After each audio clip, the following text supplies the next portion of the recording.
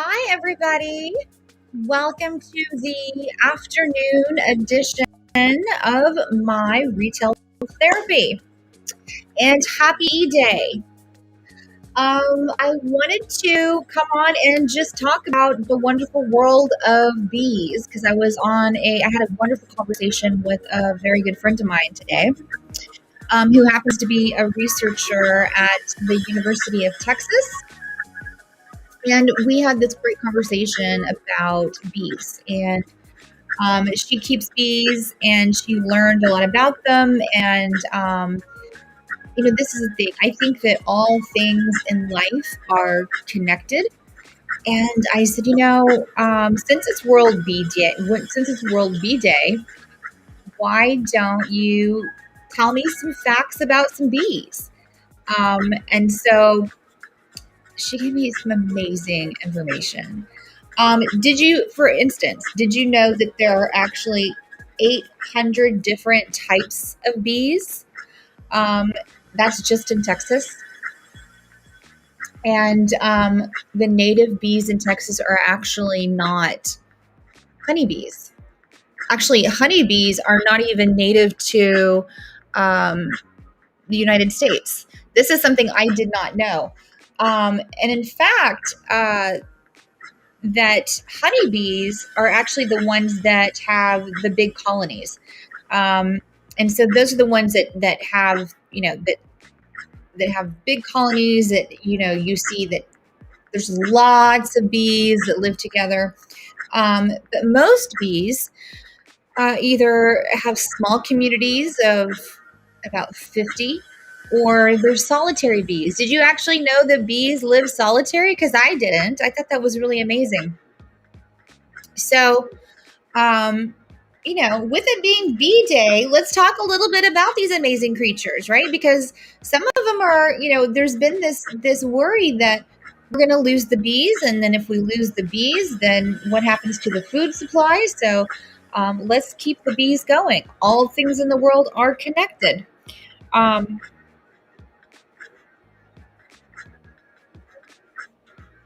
So I actually found a few wonderful things on Amazon. And if you're joining me and you haven't been here on Amazon before, please unmute, and chat with me. I would love to talk to you.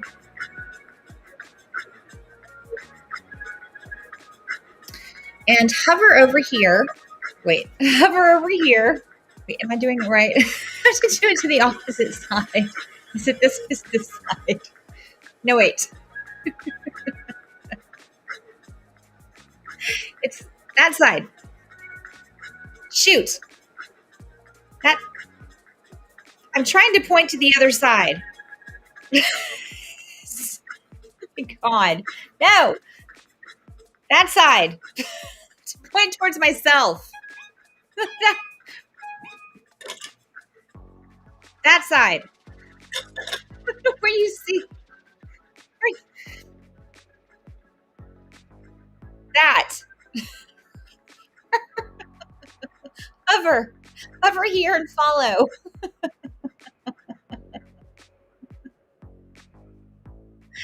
Hover there and follow. One of the things that she told me about beekeeping is pretty complicated. But one of the books that she told me about was the Beekeeper's Bible. And this is a great book. It's actually got a lot of really good reviews, 5 stars. And she said that she actually has this book. She has a beehive in her backyard. And I did not know this, but if you have honeybees, this is an apiary of honeybees is actually regulated agriculture. So, and there's regulations by county. So, but a lot of people think you have to have a lot of acreage, and you really don't. It's just, usually it depends on the county that you're in, but you don't have to have a lot of acreage in order. But read up on, I put several different books in here for you to read up on it if you're interested. And then also, because there's beekeeping for beginners, which is fantastic if you want to help preserve the bee culture. There's backyard beekeeping. We've got the Beekeeper's Handbook.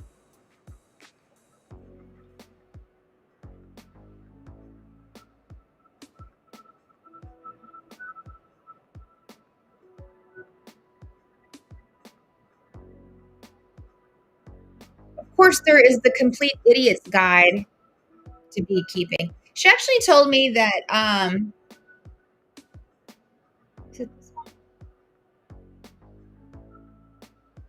not the complete was it the Complete Idiot's Guide or the Dummy's Guide? But one of them is going out of print. That she had started with. Now, let me show you if you are interested. Let me show you if you are interested in how to attract bees.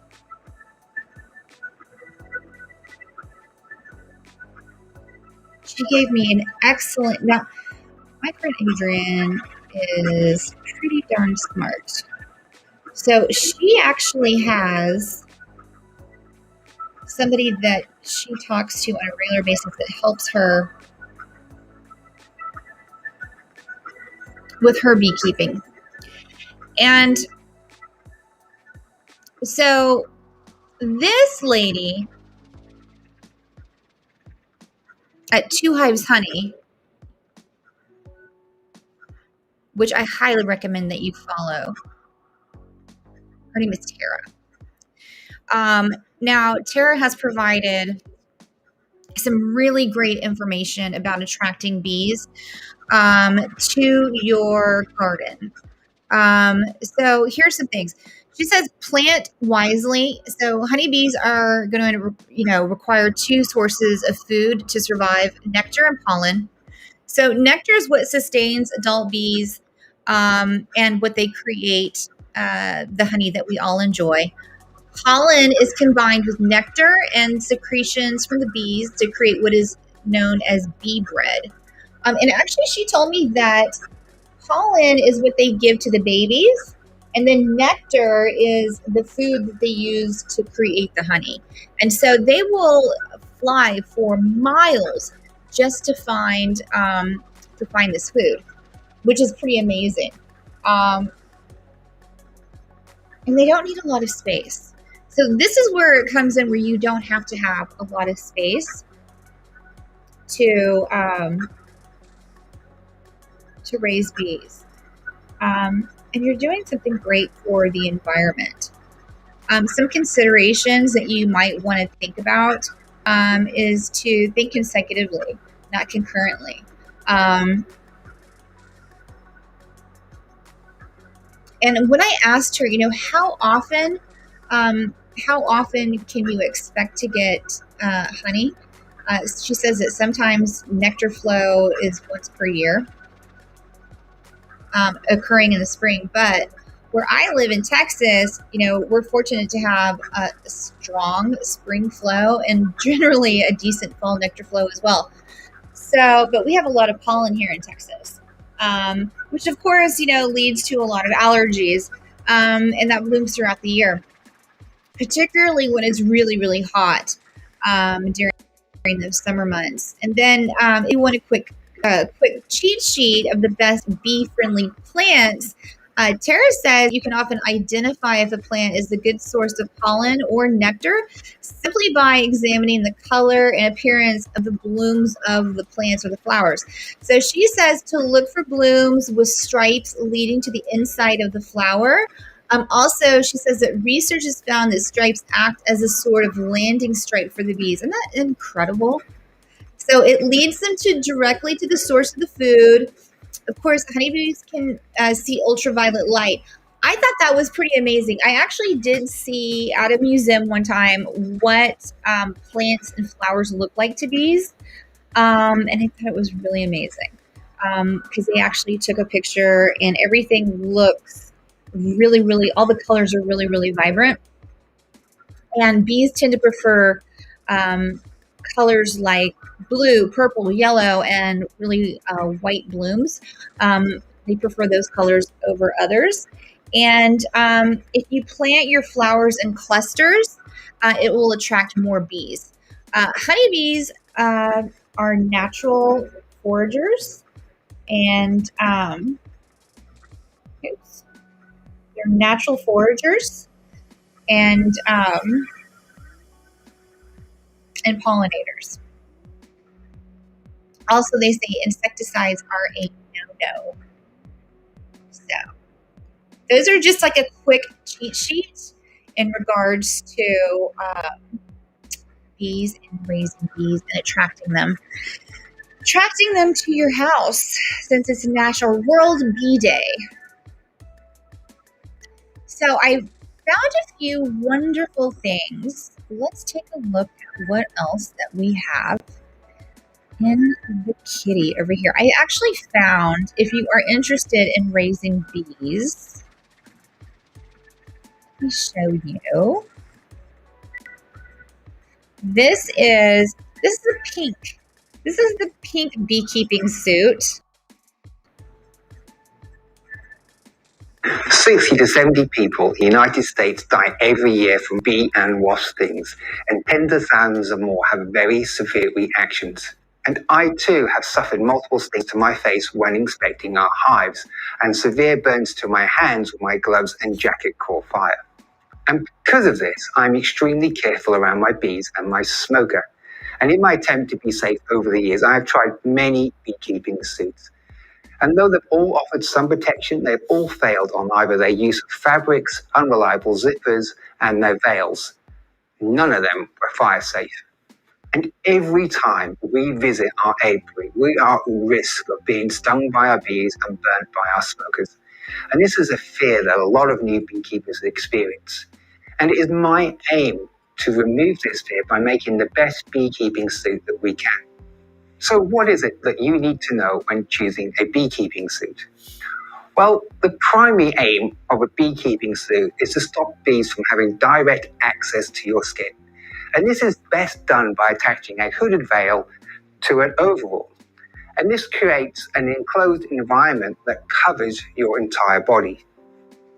Now, most modern beekeeping suits are made of polycotton, and this is a popular choice because it is cheap, easy to clean, and very strong and durable. Though polycotton does contain polyester, and because of this, it is less breathable and less fire resistant than cotton. It can also be uncomfortable to wear in hot weather. Traditionally, beekeeping suits were made of cotton. Though this is more expensive, it is a natural fiber, therefore is very soft to wear and will decompose off naturally when disposed of. As it is more breathable and lighter than polycotton, a thicker fabric can be used, therefore providing better sting protection. As both cotton suits and polycotton suits are normally single-layer suits, you will need to wear additional underclothing to ensure that you remain sting-free. Now, the 3-layer ventilator suit like which we have here are currently considered to be the best beekeeping suit. This is because the 3 layers create a gap big enough that prevents a bee stinger from getting through to your skin. Also, the small holes in the mesh allows the air to flow through, keeping you cool and fresh, making the suit incredibly sting resistant and comfortable to wear in hot weather. But because these suits use 3 times more fabric and more difficult to make, they are more expensive. Now, zippers, they are an integral part of a beekeeping suit, and without them, they wouldn't be able to keep the bees out. Now, they need to be strong because they take a lot of strain when you are moving and lifting equipment around your apiary. And if a suit is going to fail, it's going to be the zippers or the stitching. Now, YK metal zippers are the best simply because they are the strongest. So avoid plastic, as we have found in the past, they do occasionally fail. And when your zips are fully closed, make sure there are no bee-size gaps that can allow bees to get in. So, round veils or fencing veils, Both are great, and this really comes down to personal choice. Now, I prefer the fencing veil because I find it's more comfortable and easier to move around my apiary. Now, veils need to be tear resistant so they won't rip if caught on a loose branch. And you should be able to tug and pull on the veil without it ripping or distorting. You absolutely need good visibility as you need to see what you're doing when you're inspecting your hives. Also, as a beekeeper, you will regularly be refueling and lighting your smoker. Though this should be done away from the apiary without your veil on, at some point you may need to do this in the middle of a hive inspection. So to prevent you from losing your face if a flame catches a veil, make sure you avoid veils that are made of nylon or a fine thread. Though they may not catch fire, they will still burn and leave a big hole big enough for bees to swarm in. Clearly, not all beekeeping suits are the same. And when it comes down to choosing the beekeeping suit for you, it comes down to how safe you really want to be. Cotton is the best choice of fabric because it provides good sting protection, is comfortable and durable. Polycotton is a great and cheaper alternative. 3-layer ventilated suits offer the best protection and are comfortable to wear in hot weather. Always choose metal zippers over plastic. Make sure your veil has good visibility and is fire safe. I personally wear both a ventilated suit and a cotton suit depending on the weather and the type of hive inspection that I have planned. When deciding which suit is best for you, make sure you read the detailed description so you can see all the benefits and features of that suit. Most importantly of all, enjoy your bees, be safe and be sting-free. That's a lot of information from Natural Apiary, but at least it comes in pink. I like that. He gives you a lot of information. Let's have some fun. Oh, in this video, yes. Well, we had a lot of fun there on the last one. That was a lot of info, but thank you. So yeah, $199.99. And he mentioned the smoker, right? Let's take a look there. So the smoker, this is the purpose of the smoker. So the smoker actually will keep the bees, will keep it calmer. And this is of course for the honeybees. They keep them calm and protect them from stinging you because it's actually the female bees that have the stinger. Did you know it's the male bees are the drones and they don't have the stinger? They're just there to work and mate and die. After they mate, their falls off and it makes a noise apparently. So, interesting. Fun fact, right? These are the things that you learn. These are these fun facts when you tune into my show. Another thing that she told me was that swarms. Here's the thing: if you've ever seen a swarm of bees, it's a little intimidating, right? If you see a swarm of bees, you most likely are gonna think that you're going to be attacked because that looks pretty scary. Well, come to find out that a swarm of bees is actually a healthy thing. And that means that those bees, their hive is too full and that they're actually moving on. And they have that half of the colony is moving with the queen, with one of the queens, somewhere else. And that they're taking their food in their belly somewhere else. So they're too full to push out their stinger. Good information to know, right? So they're not in danger. They're actually pretty docile. So if you see a swarm, don't freak out. Just be like, hey, it's a swarm of bees, and I'm going to move on and move somewhere else. So next time you see a swarm of bees, just be like, hey, bees, be free, be happy. I thought that was really pretty cool information. You know, my friend that told me all of this information, who actually is a researcher, she told me about this lady, Tara, who she learns all this from in Austin. Tara actually has an online course, and it's 2 Hives Honey. I highly recommend if you are interested. in becoming a beekeeper in any way or learning about it, check out her online course. She's super smart. This lady knows a lot about it. She has her own branch, and she teaches this online course. I think that you might find it very, very interesting. Um, so give that a look and be happy. Be kind. Be happy. Um, I also found this Beehive Starter Kit. Um, this has everything that you need. I asked Adrienne about this. She said, there's a lot of things out there. This Beehive Starter Kit actually has 8 frame bee boxes. The starter kit, wax coated beehives and supplies. Starter kit includes beekeeping tools, kit, beekeeping veil. She says it's very important that you have a veil. This has really great ratings. It's going to give you everything that you need. And like she said, you don't need a lot of space. You really don't. Don't need a lot of space. And then if you need some gloves, these are some really great gloves. Make sure that you're protected from head to toe, So there's a lot of tools in here. If you need some tools.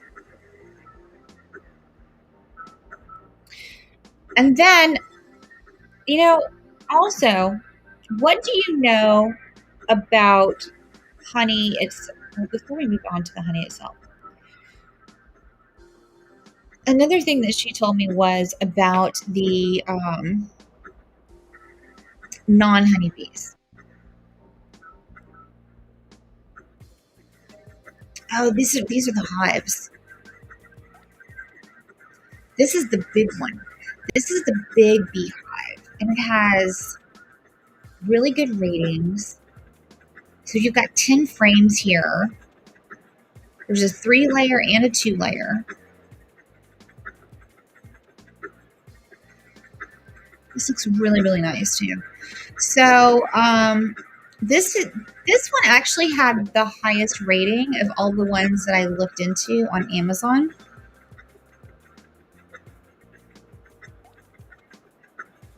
So this is going to include the inner cover, the plastic queen excluder for your honey production. And here's another fun fact. Oops. Let me go back to your. Do you know that the term making a beeline, thank you, Adrienne, for teaching me this, making a beeline actually refers to what the distance is between the space between the bees on your property and or the hive of the bees on your property versus your neighbor's property line. She says that because the bees will typically take a route, right? So you'll see them go in and out of the hive. And so they typically have this route. And so that's like a beeline. So when you hear that term, make a beeline, that's what it's referring to, is like that route that the bees take. Now you know what it's coming from. And so that's actually a term that it's a measurable amount of distance, evidently. And it's varied by county. So whatever county that you live in, and this is dictated by and regulated by, your agricultural department. They're not pets, I guess. So interesting, right? The things you learn, fun facts. Okay, so let's talk a little bit about the honey itself.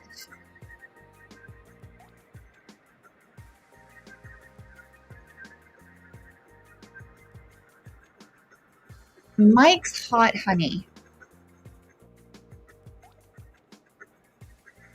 This is hot and spicy.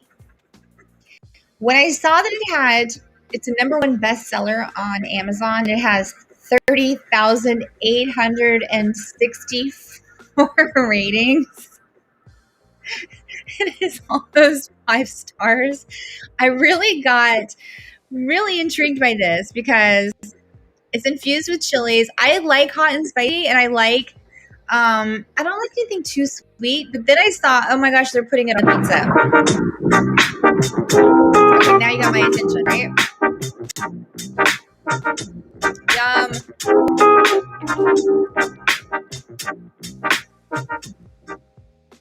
Yeah, I'll take some. I'll take some. Thank you. Thank you. Thank you very much. That looks really, really good. Put that one in your basket. You're gonna need that one. And then if you know anything about honey, there's the Tupelo honey. This is the world's best honey. When I first tried Tupelo honey, I was really shocked. And then when you find out that the health benefits, let me pull this one up. Yeah, here it is. Okay, so all the way, why do I have it all the way at the end of my stream? Okay, so Tupelo honey, and this one is from Sleeping Bear Farms in Florida in Apalachicola River Basin. Yes, I know how to say that. Did live in Florida uh, for a little bit in my lifetime. But this is an Apalachicola River in the Florida Panhandle. It has a buttery finish. Tupelo honey is some of the world's best honey. This is actually Amazon's choice. It's only $32.95. Let me tell you, there's a really good explanation down here of why this is some of the best honey.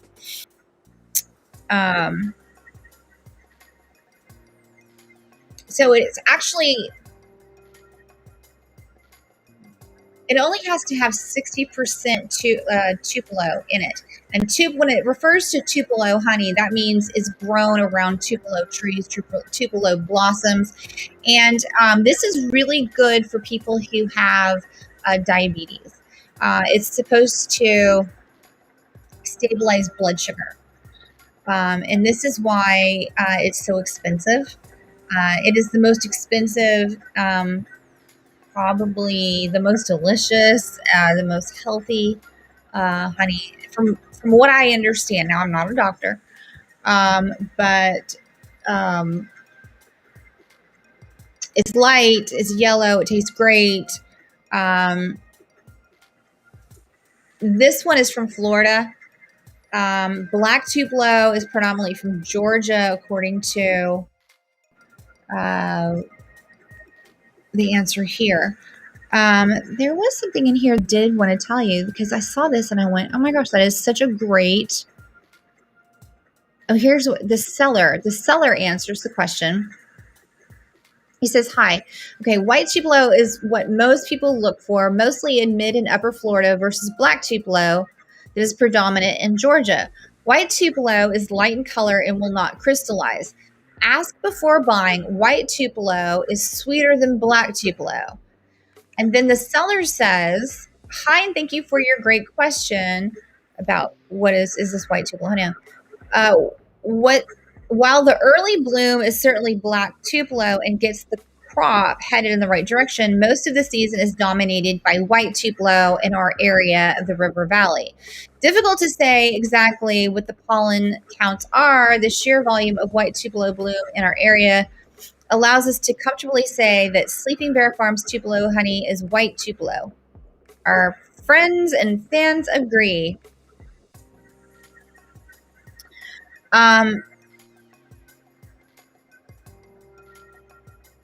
Oh, here it is. So you might have, okay, is the honey from Tupelo flowers exclusive? Not necessarily. 51% Tupelo honey content, and they can label it Tupelo. So you might have 51% Tupelo and 49% clover. Clover is really common to honey, so sometimes you'll have it blended. It just kind of depends on what's in the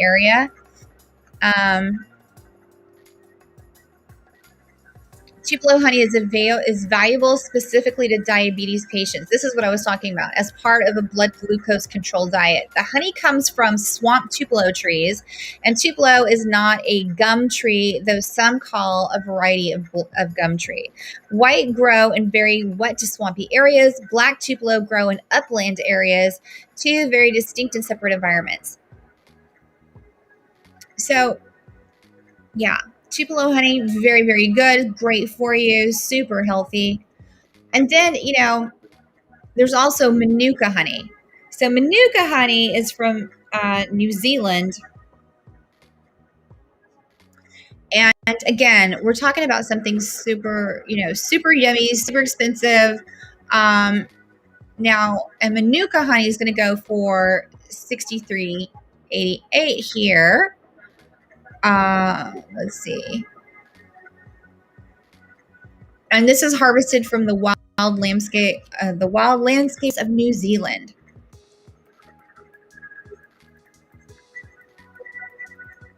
Just take a spoonful a day. Just a spoonful a day.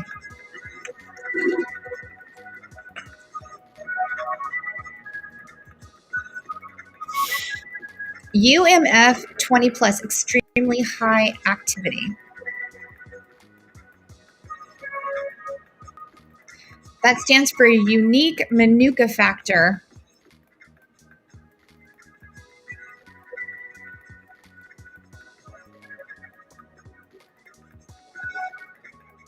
Yeah, Manuka honey is another one that's really, really delicious, really, really good for you.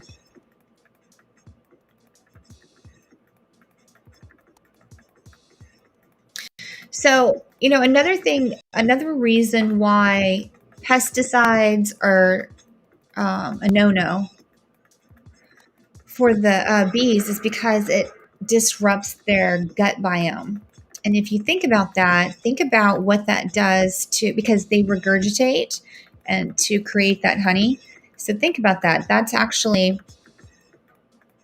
creates that honey, and the honey actually serves to be an antibiotic.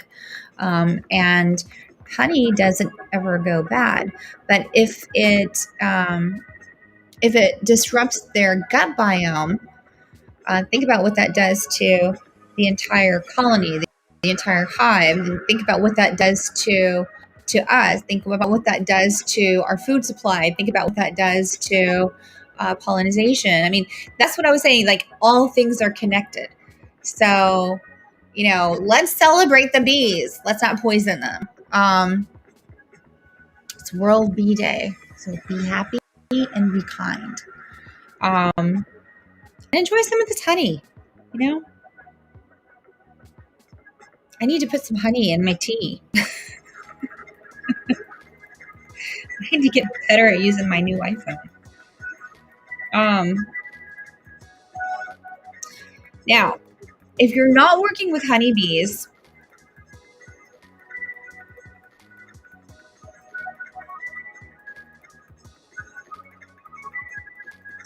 then you're going to be working with the local bees,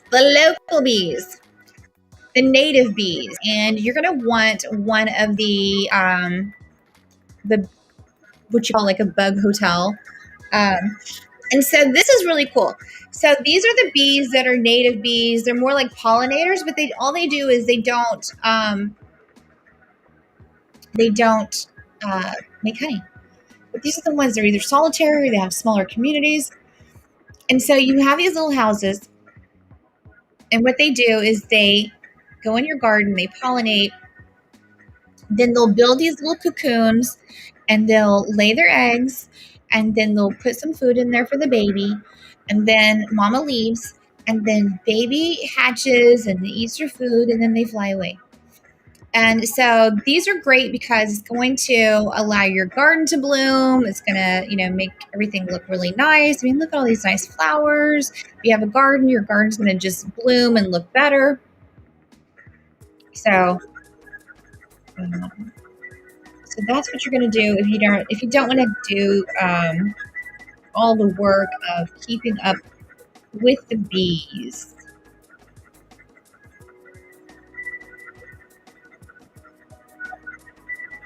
don't want to do all of that.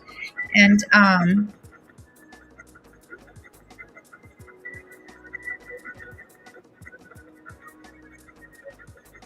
trying to keep it here. I think that these shirts are adorable, you guys. So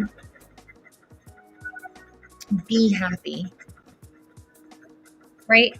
So really quick, I just want to go through these really quick, and then you guys can shop in the carousel, and I'll leave it up for just a little while longer. But yeah, this shirt is super cute. I found a few of these, and I thought they were cute. The Be Happy, the Be Kind. Oops. Be Happy, Be Kind. And then we have the Be Happy greetings. So many cute things today. So I don't see any questions. It seems really slow tonight.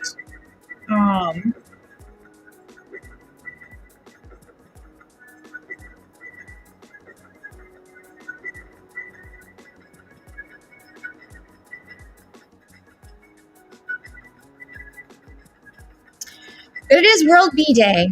So be happy, be kind.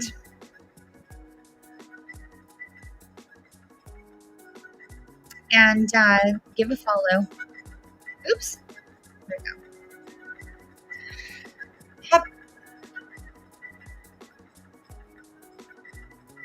Shoot. I can't ever get it right. It's over there. Over there. Over there. Hover and follow. So give a follow. Let me know how you guys, what you guys want to see. What do you want to see more of? Thank you so much for following. I'm going to leave this up for just a little while longer so you guys can take a look at all of the friendly bee things that make the world go round, that keep everything in bloom. And if you like something, be sure to put it in your cart. Give it a little bit more research. And thank you so much for my friend Adrian for giving me all this great information about bees. I feel like I learned a lot today. Some fun facts too. Fun facts about bees and the queens. So thank you guys so much for everything today. Thank you guys for following me. I really do appreciate all the support. And have a good end of your week, you guys. And I'll be back tomorrow at 5:55, featuring all the fun things that runners love.